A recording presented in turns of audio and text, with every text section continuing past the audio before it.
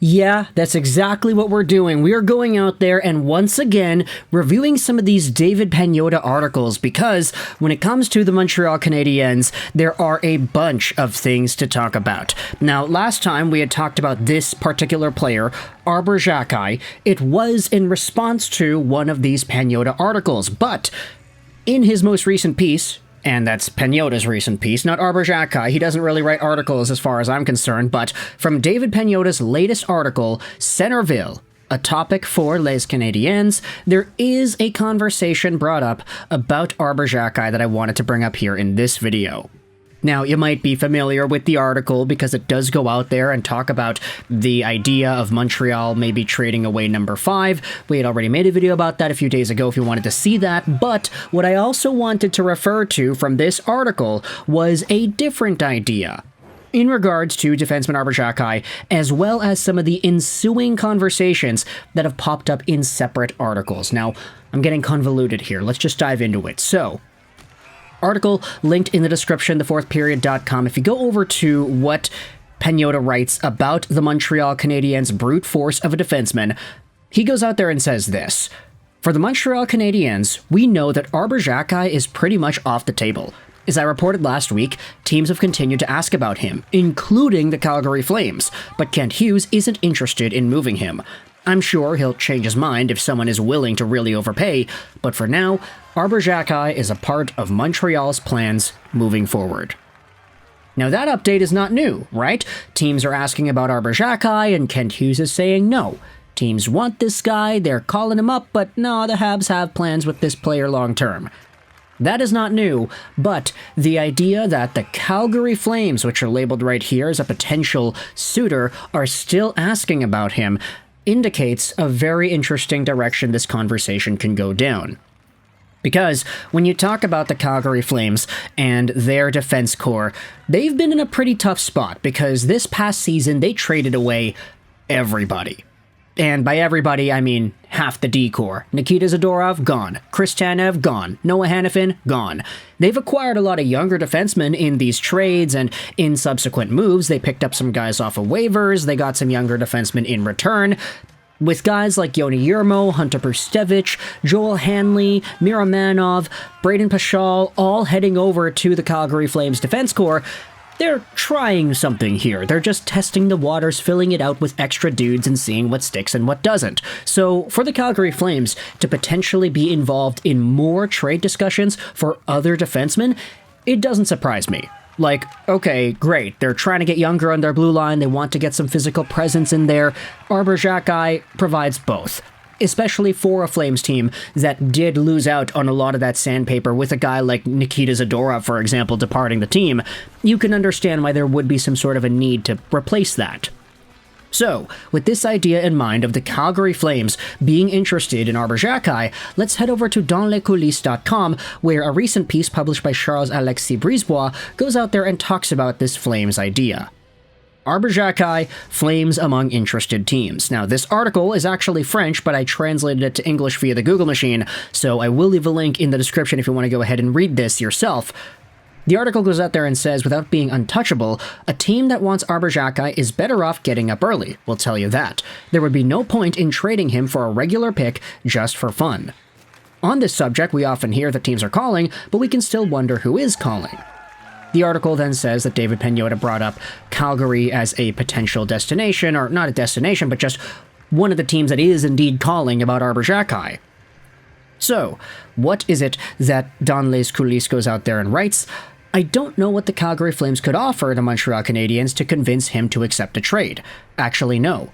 I do know.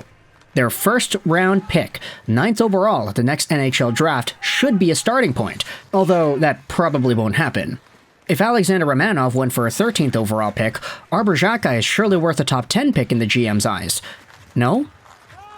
And this idea is very interesting, because if you wanted to compare Alexander Romanov and the trade situation which sent him over to the New York Islanders in exchange for the first-round pick that was inevitably traded over to Chicago to become Kirby Dach for Montreal, Alex Romanov was in a pretty similar spot, you could say, to Arber Xhekaj when Romanov was traded, because if you take a look at his overall profile, he was a later round pick, second round, 38th overall in the 2018 draft. Now, Arber Xhekaj was not drafted, period. He was an undrafted asset, so you could say that that kind of adds more value to Xhekaj himself.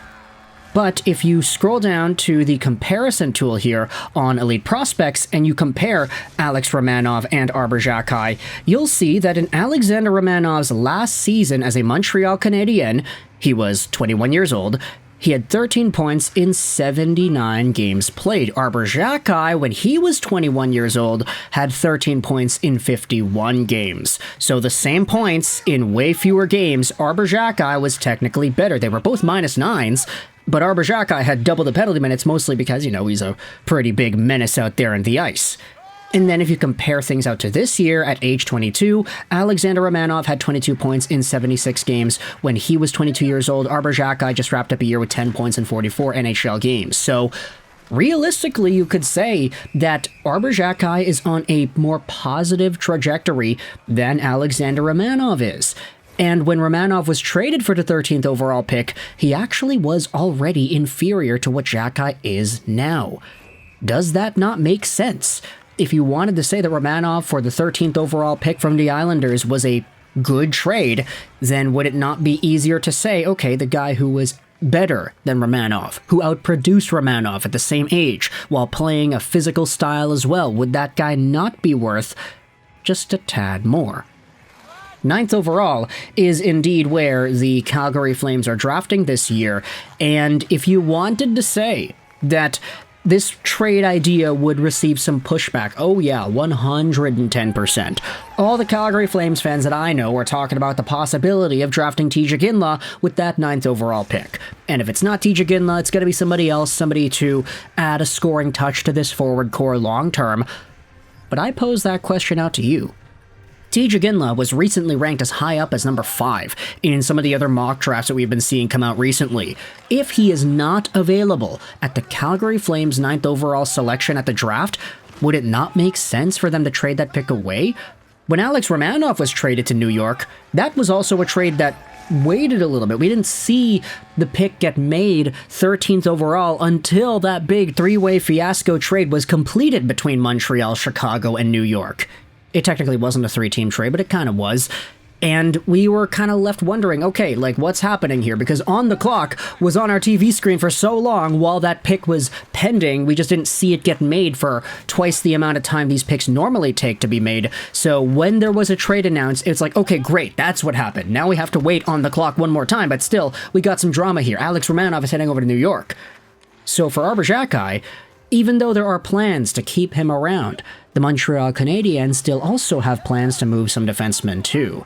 If you say, okay, you're overpaying for Arber Xhekaj, great, now we don't have to make a trade with a Justin Barron or a Kovacevic or a Jordan Harris or somebody else. We could just keep some of these guys. Sure, we might be trading away guys that are a bit better than the players we are keeping, but if the price is that good, if it is 9th overall, if we're getting another top prospect, then maybe it works. And maybe, just maybe, the Canadiens pull off yet another Kirby Duck kind of trade. They trade Xhekaj for the 9th overall pick, and then they trade the 9th overall pick for, I don't know, Marty Necas or somebody. They trade it away to some other team that's got some younger superstars that kind of need a change of scenery. Maybe a Marco Rossi, maybe a Cole Perfetti, maybe a Ken Johnson. That seems like a really good way to manage your assets, because it's like, okay, Arber Xhekaj was a free agent pickup.